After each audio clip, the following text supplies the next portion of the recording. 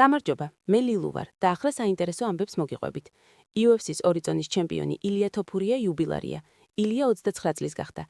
შენ ხარ კარგი შვილი, მზრუნველი თმა, მოსიყვარულე მამა და ერთგული მეგობარი. დაწერა სოციალურ ქსელში ჩემპიონის დედამ. ნინო მუმლაჯე, რომელსაც ცოტა ხნის წინ შვილი შეეძინა, მეუღლეს დაშორდა. პირადი ცხოვრების დეტალებზე მსახიობი Prime Times ესაუბრა. საინტერესო ინტერვიუს ჩვენს გვერდზე წაიკითხავთ. დოლჩე და გაბანა კვლავ სკანდალში გაეხვა.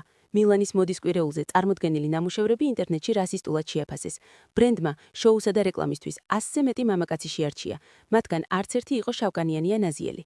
დოლჩე და გაბანა საჯაროდ და მკაცრად გააკრიტიკა სუპერმოდელმა ბელა ხადიდმაც, რომელიც ცნობილია თავისი აქტიური სამოქალაქო პოზიციით. 52 წლის ვარსკვლავმა ქეით მოსმა სილამაზის საიდუმლო გაამხილა.